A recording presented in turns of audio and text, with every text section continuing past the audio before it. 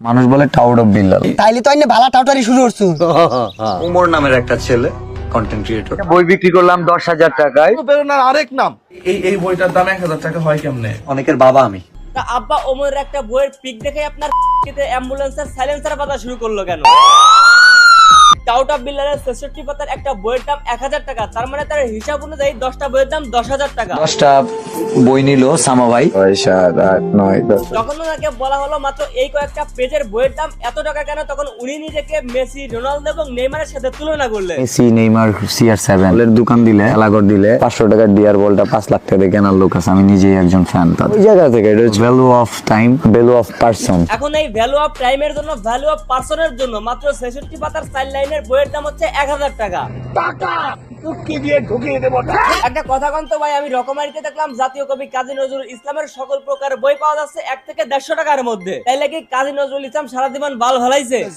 ভাই তার সময়ের দাম আছে, পার্সোনালিটির মূল্য রয়েছে। আর ওইদিকে বিশ্বকবি রবীন্দ্রনাথ ঠাকুর, জাতীয় কবি কাজী নজরুল ইসলাম আর পল্লী কবি জসিমউদ্দিন, এরা সবাই হচ্ছে টাউট অফ বিল্লালের বাড়ির উঠানে বসে কলকি টানতো, যার কারণে তাদের বইগুলো এত সস্তায় পাওয়া যাইতেছে। এইটা কি কোনো কথা? টাকা কথা কইতে গেলেই তো টাউট অফ বিল্লালের অবৈধ সন্তানগুলো কমেন্টে এসে বকাবকি করার বলে আমি নাকি ভিউর জন্য তাকে নিয়ে ভিডিও বানাচ্ছি। তাহলে জুয়েল ভাইয়েরও কি ভিউ লাগবে? 4 লাইনের একটা বই, একটা পাতার মধ্যে লাইন আছে 4টা। এই যে এই বইটার দাম 1,000 টাকা হয় কেমনে? আচ্ছা, এই জুয়েল ভাইয়ের কথা যদি বাদও দিই, তাহলে সারাদিন টাউট অফ বিল্লালের সাথে ঘুরে বেড়ানো আমাদের রাসেল ভাইয়েরও কি এখন ভিউ লাগবে?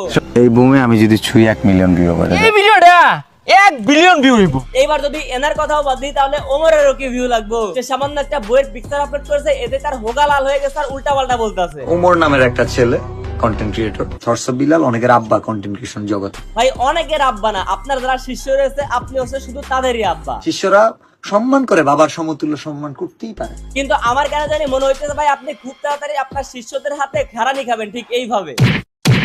টাউট অফ বিল্লাল উনি নাকি সাবস্ক্রাইবার বাড়াইতে আসেন না, উনি আসছেন ইতিহাস গড়তে। আমি বুঝি না মাস্তানি করে মানুষ আবার ইতিহাস গড়ে কিভাবে। তুমি কার সাথে লাগছো এটা বুঝতেছো? বুঝতেছি না খুব বেশি একটা, তবে এইটা বুঝতে পারতেছি দেশের নতুন একটা পাগলের আমদানি হয়েছে। আমি যদি কালকে বলি যে তোমার অবয়বকে সাজায়া জুতা নিক্ষেপ করবে আমার ফ্যানরা, কয়েক লক্ষ ভিডিও আসবে, এটা বুঝো।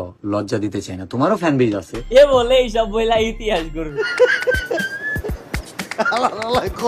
কাকা টাউট অফ বিল্লাল সোশ্যাল মিডিয়াতে আসার আগে অলরেডি ইতিহাস গড়ে ফেলছেন, এখন শুধু সোশ্যাল মিডিয়াতে সেগুলো বলে লেখা বাকি।